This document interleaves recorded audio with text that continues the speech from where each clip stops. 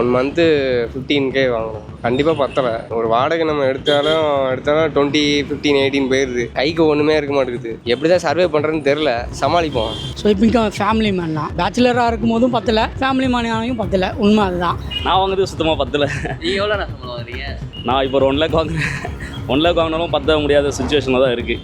அதுதான் ஃபேக்ட். என்னடா இது அந்த 15K வச்சு செலவு பண்ணலாமா, இப்படி திரும்பி பார்க்கறதுல பெட்ரோலுக்கு காசு இல்லை, ட்ரெஸ்ஸுக்கு பர்ச்சேஸ் பண்ணலாம், எந்த காசும் இல்லை ப்ரோ. சுத்தமாக எதுவும் பண்ண முடியல ப்ரோ. வச்சு 15,000 பத்தே மாட்டிது. காலையில் 8-8:30 மணிக்கு வந்தால் நைட்டு 10 மணி வரைக்கும் அங்கே டியூட்டி போவோம், வேலை செய்கிறோம். ஆனால் அந்த காலையில் 8:30 மணிலேருந்து 10 மணி வரைக்கும் நாங்கள் உழைக்கிற உழைப்புக்கு கூட ஊதியம் வர மாட்டேங்குது. ஆனால் அந்த வர்ற வருமானம் என்னன்றது அந்த செலவுக்கு மேலே தான் போயிட்டுருக்கு. எங்களுக்கு வருமானம் கீழே தான் இருக்குது. அது 24 மணி நேரம் வியாபாரம் பண்ணுறோம் மேடம். காலையில் 8 மணி ஆரம்பிச்சா நைட்டு 10 மணிக்கு. அப்புறம் வருமானமாக எதுவும் வரமாந்து வரவங்ககிட்ட வருமானம் கிடையாது.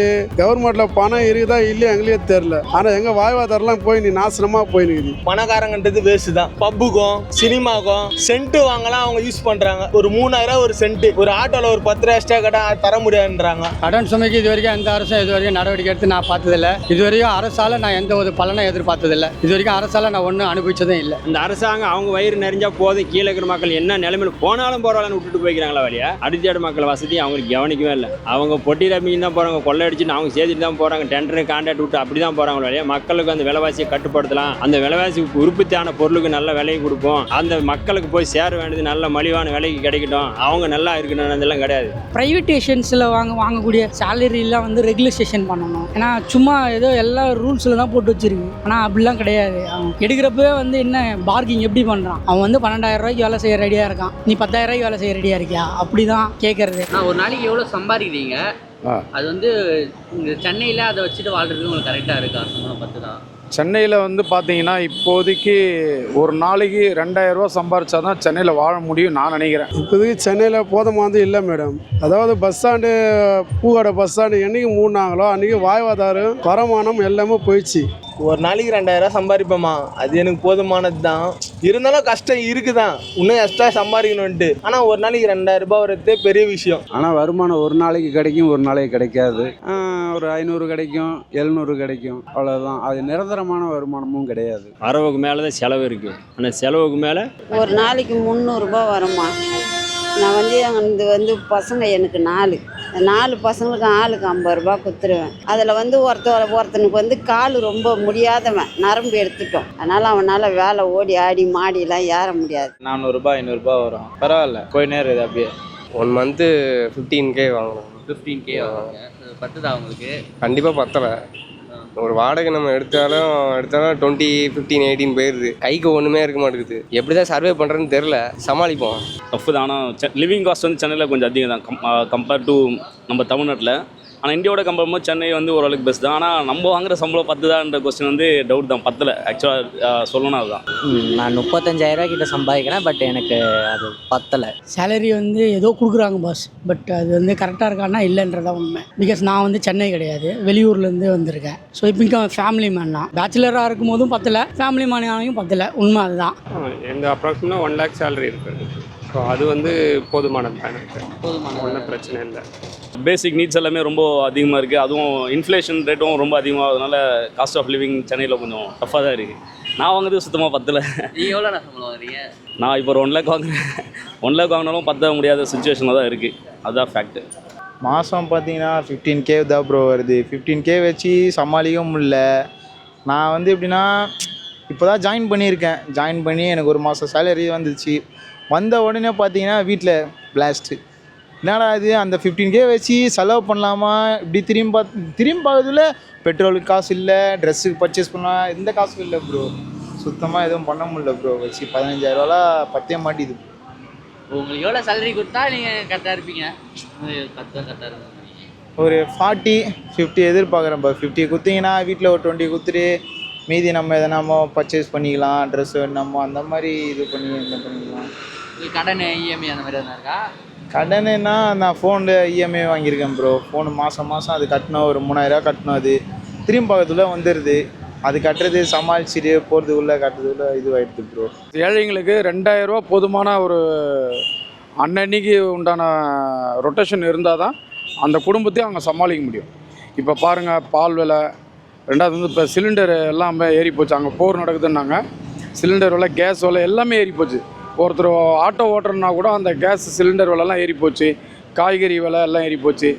ப்ரொவிஷன் ஸ்டோர் எல்லாமே ஏறி போச்சு. எதை வச்சு எதை சமாளிக்க முடியும் இல்லைங்களா? 2000 பத்தாது. அதே மாதிரி லாரியில் வர சரக்கு வந்து செக் போஸ்ட்டில் அதிகமாக டோல் வரி வாங்குறாங்க. அதனாலே விலை கூடியிருக்கு. அரசாங்கம் தொடர்ந்து ஒரே அரசாங்கம் டெல்லியில் 3 பீரியடில் இருக்கிறதால அந்த அரசாங்கம் வந்து தற்செயலாக வேலை பார்க்குறாங்க. விலைவாசியை பற்றி அவங்க கட்டுப்படுத்துறாங்க. அது பாட்டுக்கு மோடி அரசாங்கத்தில் இந்த மாதிரி இருக்கிறதால தமிழ்நாடு மட்டும் இல்லை, எல்லா ஸ்டேட்டும் இது பாதிக்கும். ஒரு நாளைக்கு 500 ஆகுதுமா. 500 ஆகுது. மாற்றினா டீ வாங்கணும், வீட்டுக்கு நாஸ்தா சாப்பாடு செலவு 500 ஆகுது ஒரு நாளைக்கு. வீட்டு வாடகை 3500 கொடுக்குறேன். சொந்த வீடு இல்லை. இப்போ 35 வருஷமாக வாடகையில் இருக்கிறோம். நாங்கள் எதுவுமே ஜமாளிக்க முடியல. எல்லா விலைவாசியும் ஏறி போச்சு. நாங்கள் எப்படி சாப்பிட்றது கொள்வது?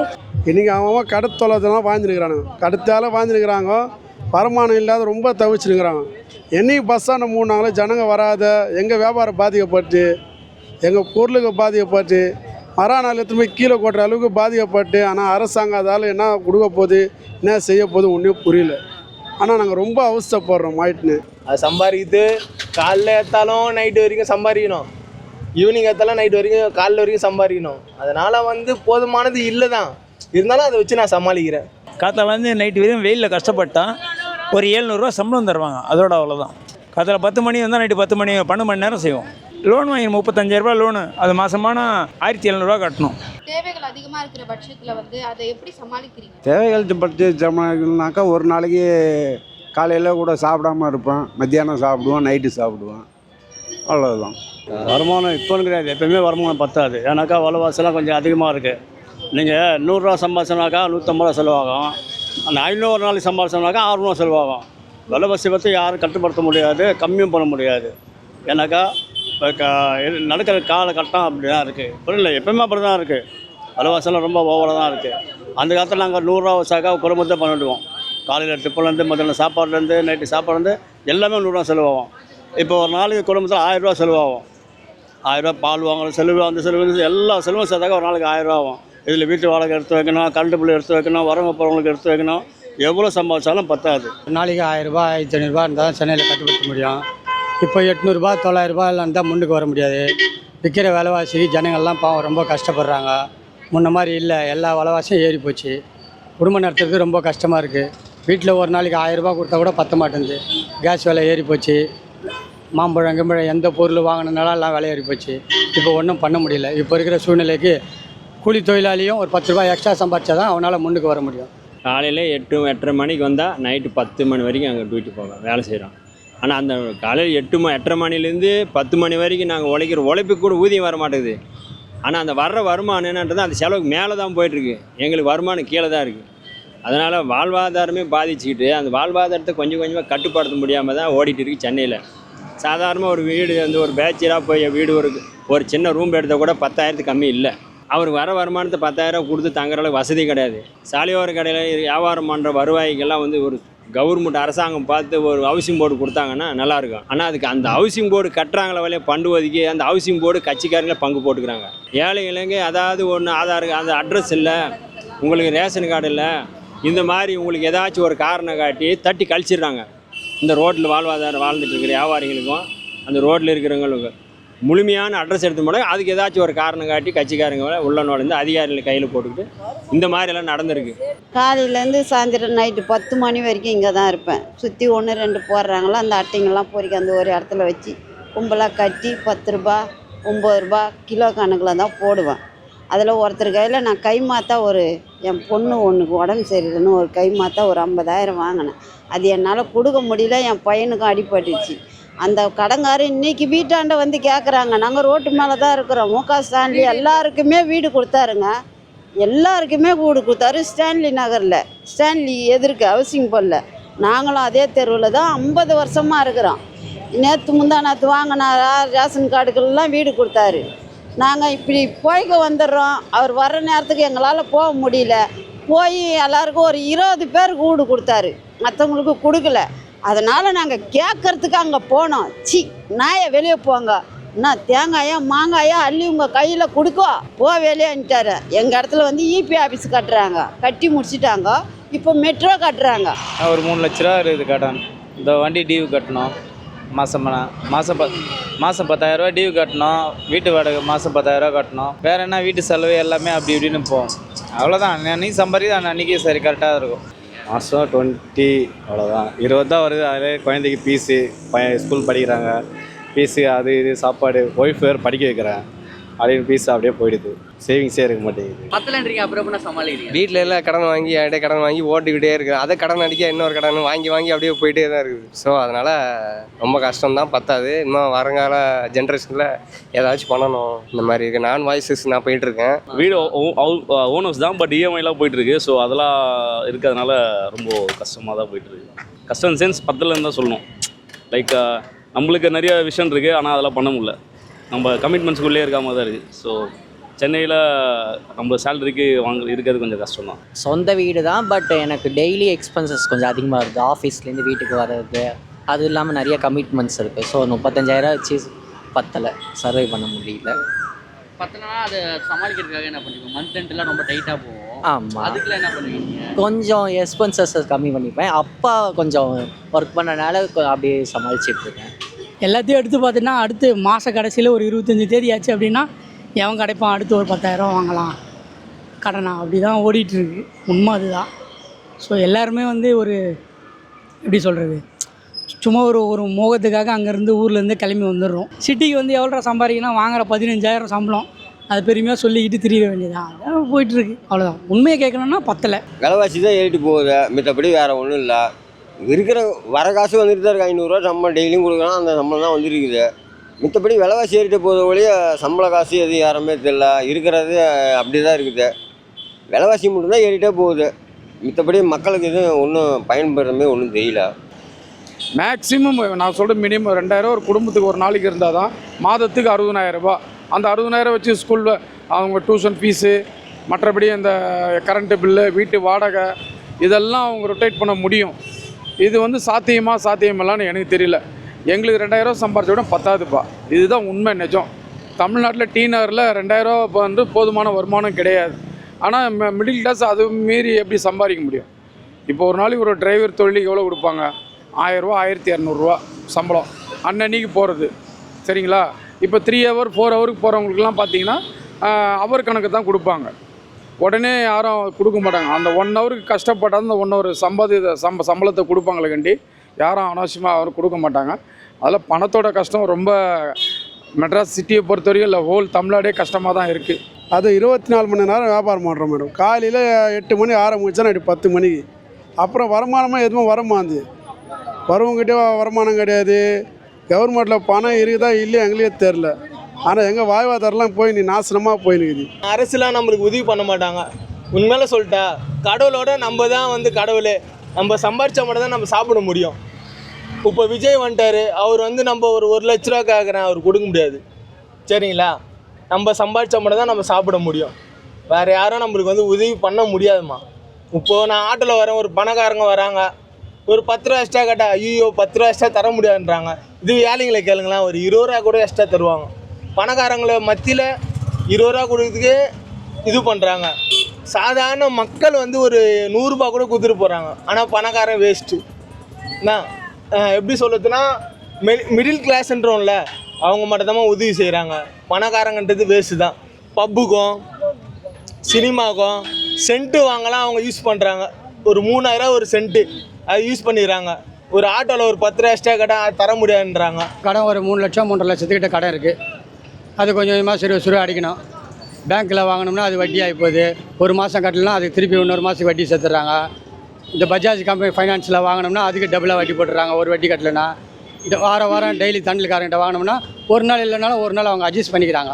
கடன் சுமைக்கு இது வரைக்கும் எந்த அரசும் இது வரைக்கும் நடவடிக்கை எடுத்து நான் பார்த்ததில்லை. இது வரைக்கும் அரசால் நான் எந்த ஒரு பலனை எதிர்பார்த்ததில்லை.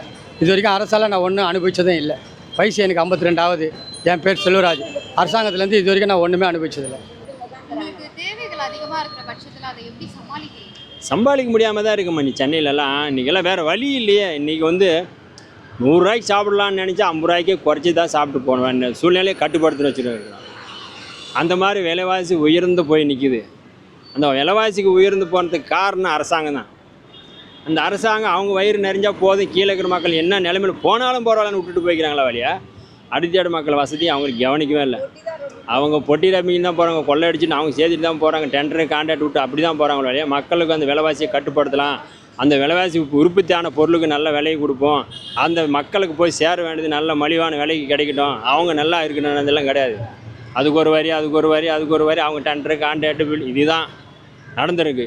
இதுக்கு நடக்க என்ன ஆகும்னா, நாங்கள் பண்ணுற தொழிலெல்லாம் நாங்கள் போய் வாங்கும்போது எல்லாமே வரி போட்டு எல்லாமே போட்டு வாங்கிடுவாங்க. ஆனால் நாங்கள் விற்கும்போது அதுலேருந்து போடுற வரிக்கு கீழே குறைச்சி வியாபாரம் பண்ணும்போது எங்களுக்கு என்ன கட்டுப்படாகும், ஒன்றும் ஆகாது. இதை நல்லா சிந்தித்து எந்த கவர்மெண்ட் வந்தாலும் இது கீழே அடித்தேடு மக்களோட பொருளாதாரத்தை வந்து ஆராய்ஞ்சு செயல்பட்டாங்கன்னா மக்களை நல்லா இருப்பாங்க, நாடு நல்லா இருக்கும். நீவும் இந்த ஆட்சி அந்த ஆட்சி மாதிரி இருந்தாங்கன்னா இப்படியே காலத்தை சொல்லிட்டு போக வேண்டியதுதான். கீழே இருக்கிறவங்க எதையும் அனுபவிக்க முடியாமல் அப்படியே போக வேண்டியது. அரசு எங்களுக்கு ஒரு வீடு கொடுத்தா போகிறோம், வேறு எங்களுக்கு சொத்து சுகம் கொடுலாம் நாங்கள் கேட்கல. எங்களுக்கு ஒரு வாழ்வாதாரத்துக்கு ஒரு வீடு கொடுத்தாங்கன்னா அதில் கஞ்சி காய்ச்சி குடிச்சிங்க எங்கன்னா படுத்துக்கணும். இப்போ ரோட்டு மேலே தானே படுக்கிறோம், அப்போ வீட்டில் படுப்போம். அதுதான் ஒன்று, வாடகை இல்லாமல் இருக்கலாம். இது பொதுமக்களாக அவங்கவுங்க உழைச்சி அவங்கவுங்க கஷ்டத்துலேருந்து மீண்டு வரணும்னா அவங்களோட உழைப்பு மட்டும்தான். வேறெல்லாம் அரசாங்கத்தால் இப்போ நான் டியூ கட்டல, எனக்கு 10,000 இப்போ அரசாங்கம் ஏதாச்சும் இப்போ லோன் கேட்க முடியாது. ஏன்னா அங்கே போய் கேட்டால் அவங்க நிறைய ப்ரொசீஜர் அது எதுன்னு அது ஒரு மாதம் மேலே ஆகிடும். டியூக்காரன் சும்மா இருப்பானா, வண்டி தூக்கிடுவான். நம்ம மெயினாக வந்து இப்போ நான் வீட்டு வாடகை கட்டல, ஹவுஸ் ஓனர் வந்து 1 நாள் 2 நாள் டைம் கொடுப்பாங்க, 3ஆவது நாள் அசிங்கமாக பேசுவாங்க. அதுக்கு பயந்து நான் என்ன பண்ணேன், பரவாயில்ல வட்டிக்கு வாங்கிக்கலாம், ஸ்பீடு வட்டி. இப்போ 1000 ரூபா வாங்கினா 100 ரூபாய் எடுத்துப்பாங்க, 10,000 ரூபானா 1000 ரூபாய் எடுத்துல. இப்போ நான் கட்டுறதுக்கு 2 மாதம் ஆகும். அப்போ எனக்கு 2000 ரூபா மறுபடியும் போகும். ஒரு நாள் வருமானமே இதில் ஒரு 500 ரூபா தான் சம்பாதிக்க முடியும் இன்றைக்கெல்லாம் ஓட்டுனா கூட. ஏன்னா கேஸ் ரேட்டும் கொஞ்சம் ஹெவியாக இருக்குது. 500 ரூபா கேஸ் போடணும், 1000 ரூபா சம்பாதிப்போம். 500 ரூபா போச்சுன்னா 500 ரூபா வீட்டுக்கு போவோம். இன்றைக்கி 1 கிலோ அரிசியே பார்த்தீங்கன்னா 70 ரூபா ஆயிடுச்சு அரிசியோட விலை.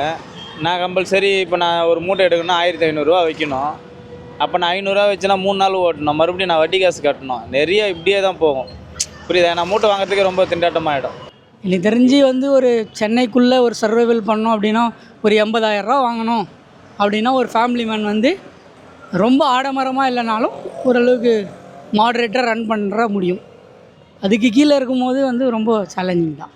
இந்த மாதிரி ஃபினான்ஷியல் ப்ராப்ளம்ஸ்லாம் கவர்மெண்ட் சைட்லேருந்து எதனா சொல்யூஷன் இந்த மாதிரி பண்ணால் நல்லாயிருக்கும் அப்படின்ட்டு கவர்மெண்ட் சைட்லேருந்து என்ன பண்ணணும்? ப்ரைவேட்டேஷன்ஸில் வாங்கக்கூடிய சேலரிலாம் வந்து ரெகுலேஷன் பண்ணணும். ஏன்னா சும்மா ஏதோ எல்லா ரூல்ஸில் தான் போட்டு வச்சுருக்கு, ஆனால் அப்படிலாம் கிடையாது. அவன் எடுக்கிறப்பவே வந்து என்ன பார்கிங் எப்படி பண்ணுறான், அவன் வந்து 12,000 ரூபாய்க்கு வேலை செய்ய ரெடியாக இருக்கான், நீ 10,000 ரூபாய்க்கு வேலை செய்ய ரெடியாக இருக்கியா, அப்படி தான் கேட்குறது. ஸோ ப்ரைவேட்லேயும் வந்து கொஞ்சம் கான்சன்ட்ரேட் பண்ணி ஸோ இங்கே இவ்வளோ தான் சேலரி கொடுக்கணும் அப்படின்றதெல்லாம் மானிட்டர் பண்ணணும். நிறைய லாஸ் ஆக்ட்ஸ்லாம் எல்லாம் ஃபாலோ பண்ணுறாங்க, லீவ் தராங்களா அதெல்லாம் பண்ணுறாங்க, செக் பண்ணுறாங்க. பட் ஆனால் வந்து சேலரி எவ்வளோ தராங்க, உண்மையிலே ஒரு டிகிரி ஹோல்டருக்கான சம்பளம் இவ்வளோ தானா. இப்போ எக்ஸாம்பிளுக்கு சொல்லணும்னா நான் பேசிக்கலி ஒரு சிவில் இன்ஜினியரு. எங்களுக்கு வந்து பிடபிள்யூடி ரேட்டுன்னு ஒன்று இருக்கும். பிடபிள்யூடி ரேட்டில் வந்து ஒரு சிவில் இன்ஜினியருக்கான சம்பளம் பார்த்திங்கன்னா ஒரு 1000 ரூபா 800 ரூபா 900 ரூபா பக்கம் இருக்கும். ஆனால் ப்ராக்டிக்கலாக எவ்வளோ கிடைக்குன்னா 350 ரூபா 400 ரூபா அதான் சம்பளம். ஸோ அதெல்லாம் ஒரு பெரிய சேலஞ்சிங் தான்.